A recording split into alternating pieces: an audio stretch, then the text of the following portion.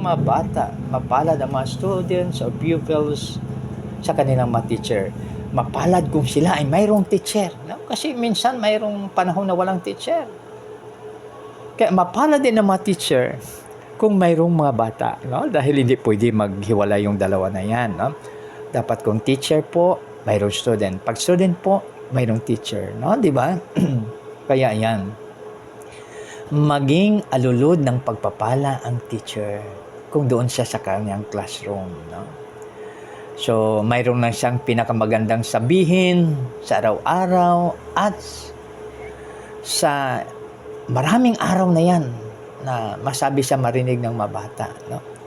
Yung ibig sabihin na pinakamahalagang words na marinig ng mga bata na makatulong na maging mabuting mamamayan ng ating bayan, ng ating bansang Pilipinas na walang ibang magmahal kundi tayo lamang ng mga Pilipino. No?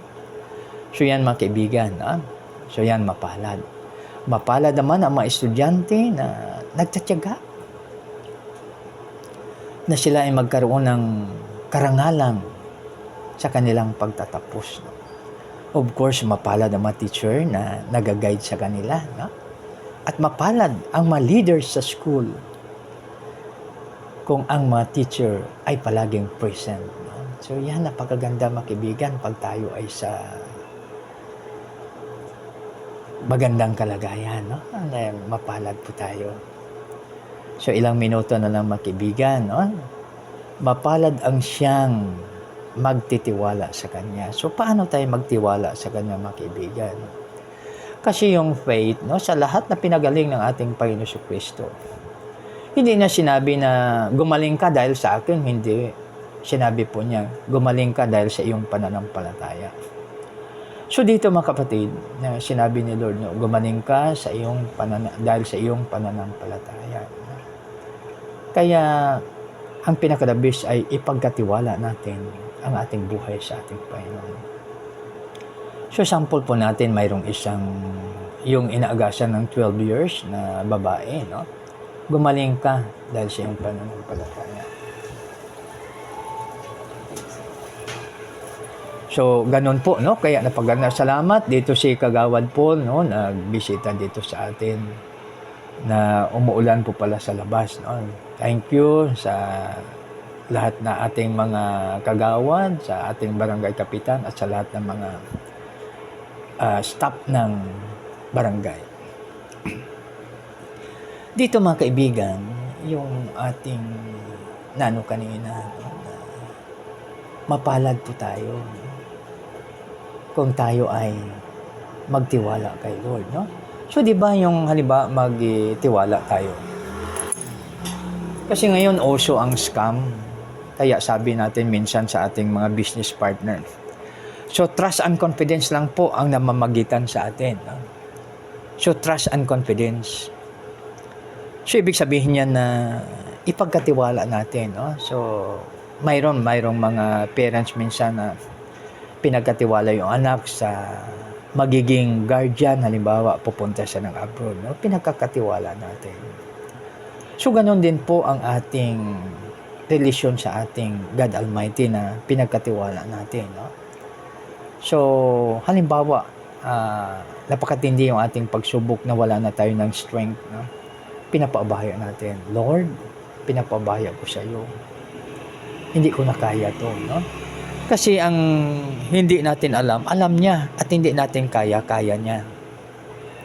Kaya dapat mga kaibigan, alalahanin po natin na ang ating Panginoon ang siyang dapat ibuhos natin ang buong tiwala sa Kanya.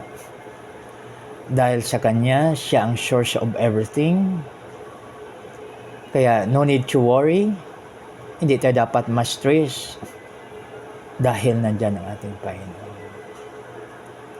Kaya ang sabi, mapalad ang siyang magtiwala sa Kanya. So, ibig sabihin na pag hindi tayo magtiwala sa Kanya, hindi tayo mapalad. Kaya bakit pipiliin pa natin ang kabaliktaran ng mapalad kung ang pakinabang naman natin ay napakaganda pag tayo ay tiwala sa ating Panginoon. So yan mga kaibigan, no?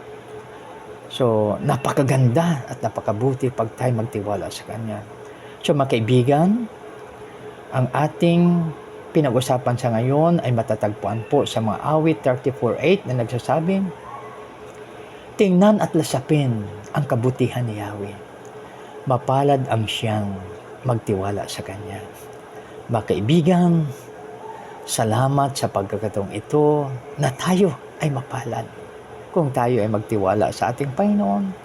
Salamat din at sa ating God Almighty na walang ibang makabless sa atin kundi siya lamang. Dahil siya ang source of everything. Kaya napakapalad po natin. Kaya ano pa po ang ating hinihintay? Tayo na po ay magtiwala sa Kanya.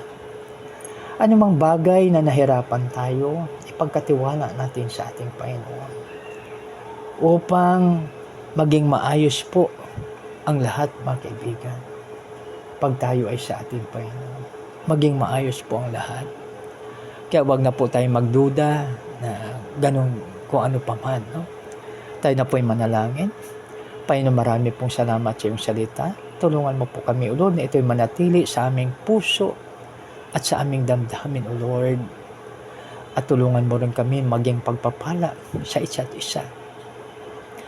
Lord, hayaan mo po ng aming masasabihin at pagbulay-bulay ng aming puso ay katanggap-tanggap sa iyo. Aming malaking bato at aming manunubos. At hayaan mo po ng aming tatahakin ay ayon sa iyong kagustuhan, O Lord. At Lord, tulungan mo kaming marinig ang iyong kagandahang loob sa umaga ito. Maraming salamat, Panginoon. Sa iyo lamang ang kapurihan at kalutihan. Sa aming Panginoon, dinalain po namin ito sa magitan ng pangalan ng Panginoon Kristo na aming Panginoon sa kapagligtas. Lahat po ay magsabi ng Amen. Mga kaibigan, isang maganda, mapagpala, mapagbiyaya, at makadiyos po na umaga sa bawat isa. Sa maulan na umagang ito, na walang ibang makapagbigay ng ulan, kundi ang ating Panginoon lamang.